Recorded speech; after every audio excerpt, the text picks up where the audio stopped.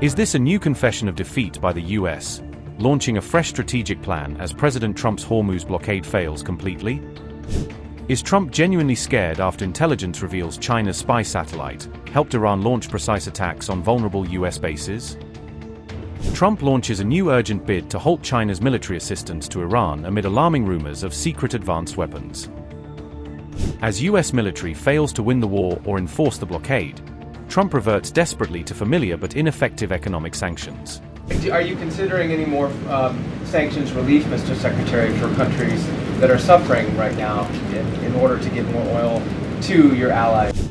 After a series of setbacks on the battlefield, the United States has escalated its economic pressure campaign against Iran, tightening financial and trade restrictions to further squeeze the Iranian economy.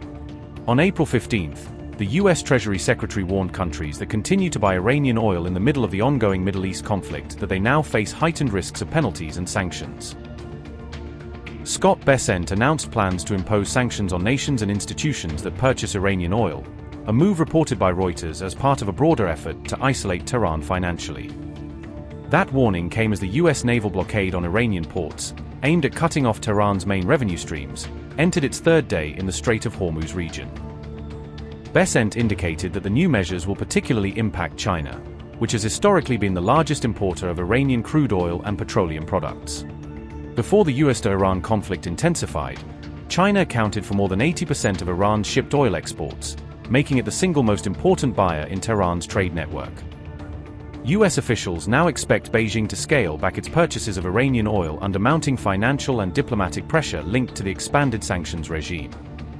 As part of the crackdown, Bessent has already warned two Chinese banks, citing what he described as proof of their involvement in facilitating payments or transactions related to Iranian oil trade. Similar warnings have also been sent to financial institutions in Hong Kong, the United Arab Emirates, and Oman, according to Reuters, signaling a wider area enforcement push. Are President Trump's threats of a 50% tariff against China still on the table now, or is the letter exchange that we talked about now taking that off of the table? Well, as you know, the president spoke about the letter with respect to he and the correspondence between he and President Xi.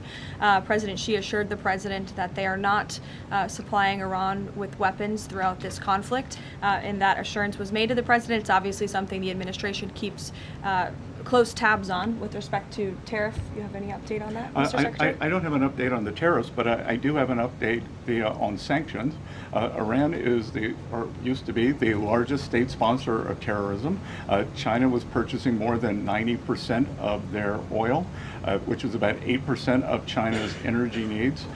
We believe this blockade in the Straits, there will be a pause of Chinese buying, but I will tell you that two Chinese banks received letters from the U.S. Treasury. I'm not going to identify the banks, but we told them that if we can prove that there is Iranian money flowing through your accounts, then we are willing to put on secondary sanctions. And are you, Nick, go ahead. Thank you, Caroline. Go ahead, Nick. Just a Thank quick you, follow-up. Caroline. Just So my question's follow up short. on that. Are you considering any more sanctions relief, Mr. Secretary, for countries that are suffering right now in order to get more oil to your allies? We will not be renewing the general license on Russian oil, and we will not be renewing the general license on Iranian oil. Because again, that was oil that was on the water prior to March 11th. Right. So all that has been used. Mr. Secretary, you were quoted as saying in an interview earlier this week that it was worth a bit of economic pain for international security. Is that this administration's message to American voters with high gas prices that ahead of the midterms this year that it's worth the economic pain? Well, the message is the short-term volatility for long-term gain. And Danny, if I could add to that, you know, the president's been very clear, again, as the secretary just said, this is a short-term disruption for the long-term strategic goal of the United States to ensure that the world's leading state sponsor of terror cannot obtain a nuclear weapon. That's a good thing for the American people. That's a good thing for people all over the world. And as the president and his economic and energy team have repeatedly stated, as soon as the operation and now the negotiations with Iran conclude and and the strait is reopened, we do expect gas prices to decrease. And thank goodness we have a president in an administration that believes in American energy dominance in bringing down prices at the pump.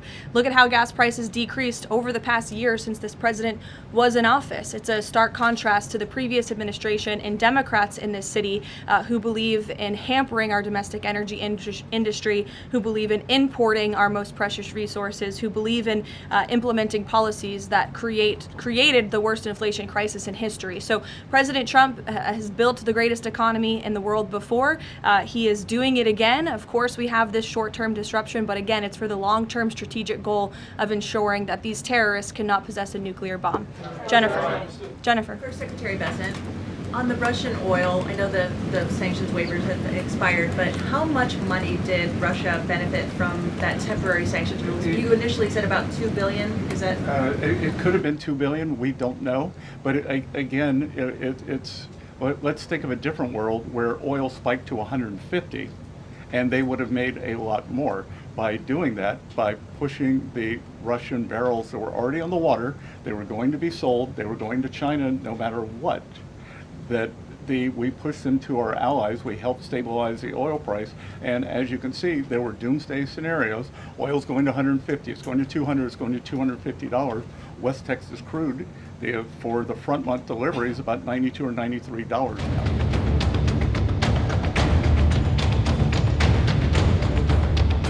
Iran reportedly used Chinese satellite support to help locate U.S. targets during the war, adding a major new dimension to concerns over Beijing's indirect role in the conflict. According to reports, China gave Iran a capability that could help it target U.S. military bases across the Middle East with far greater precision than before. The Financial Times was cited as the source of the revelation in later reporting, with the Times of Israel highlighting the claim on April 15 as the issue drew wider international attention. Iran had earlier claimed that its strikes on American bases across the Gulf were precise, and the new reporting is now being used to explain how Tehran may have achieved that level of targeting accuracy. Even during the 2-week ceasefire, China has faced accusations of continuing to support Iran militarily, including reports that it may be preparing to send new air defense aid. Meanwhile, a China-linked ship was also reported to have passed through the Strait of Hormuz despite Trump's blockade, adding to the impression that Beijing is testing Washington on multiple fronts at once.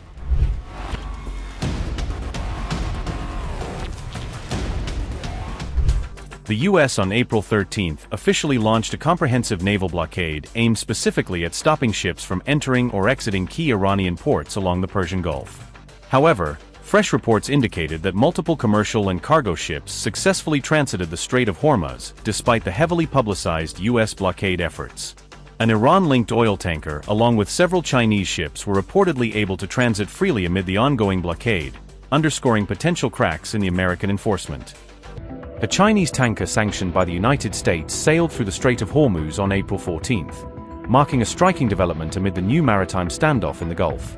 The vessel passed through Hormuz despite the U.S.-imposed blockade, according to ship tracking data that showed it successfully made the transit out of the Gulf. Reuters made the claim about the vessel Rich Starry, citing tracking data from LSEG, Marine Traffic, and PLR to document the ship's movement through the strategic waterway. According to the same data, the Rich Starry would be the first ship to make it through the strait and exit the Gulf since the blockade began. Notably, both the tanker and its owner, Shanghai Xianrun Shipping Company, Limited, are under U.S. sanctions, making the passage especially politically sensitive. Reuters reported that sanctions on the Chinese-linked company were imposed because of its dealings with Iran, placing the vessel in the wider network of trade restrictions tied to Tehran. The Rich Starry is a medium-range tanker carrying about 250,000 barrels of methanol, according to the shipping data cited in the reports. The vessel loaded that cargo at its last port of call in Hamria in the United Arab Emirates, adding another regional link to the ship's voyage. Reuters also reported that the Chinese-owned tanker has a Chinese crew on board, based on the available vessel data. An Iranian embassy statement described the Rich Starry as a Malawi-flagged tanker, adding another detail to the growing attention around the ship's transit. Iranian embassy in Ghana wrote on X, and I quote, "Breaking, Rich Starry, a Chinese oil tanker sanctioned for shipping Iranian oil, flying the flag of Malawi, a country with no coastline, just sailed through America's blockade of the Strait of Hormuz." The Navy, with its many big beautiful ships, issued repeated warnings. Reportedly, The tanker's captain upgraded to premium to skip the ads. Edit. We're being told the blockade only applies to countries the US isn't afraid of. That list used to be long. It now fits on Trump's McDonald's receipt, delivered by DoorDash. Unquote. After the announcement of a US naval blockade in the Strait of Hormuz, China indicated that it aligns with Iran's position on the issue. Beijing also called on President Donald Trump to remain composed and exercise restraint following the collapse of recent talks with Iran. On April 13th, China's foreign ministry stated that maintaining safety and stability in the Strait of Hormuz should be treated as a priority. Chinese officials further emphasized that secure passage through the strait is essential to avoid disruptions affecting other nations and global trade. China also stated that it expects both the United States and Iran to adhere to the terms of the two-week ceasefire arrangement. The Strait of Hormuz is an important route for international goods and energy trade. Safeguarding the security, stability, and unimpeded passage in the Strait of Hormuz serves the common interests of the international community. The root cause of the disrupted passage in the strait is the Iran conflict, and the solution is to achieve a ceasefire as soon as possible. All parties need to remain calm and exercise restraint. China will continue playing a positive and constructive role. The U.S.-Iran talks held in Pakistan are a step toward the de-escalation of the situation. China hopes that all relevant parties will follow the temporary ceasefire arrangement and stay committed to political and diplomatic channels in settling disputes, so as to avoid flare-ups of fighting again and create conditions for the early restoration of peace and tranquility in the Gulf region. China has also rejected recent reports suggesting that it is supplying new air defense systems to Iran. Beijing described claims of any such weapons transfer as unfounded and characterized them as misleading. China's foreign ministry said, and I quote, "China has always adopted a prudent and responsible attitude towards military exports, implementing strict controls. In accordance with its own export control laws and regulations and its international obligations. We oppose unfounded smears or malicious associations." End quote.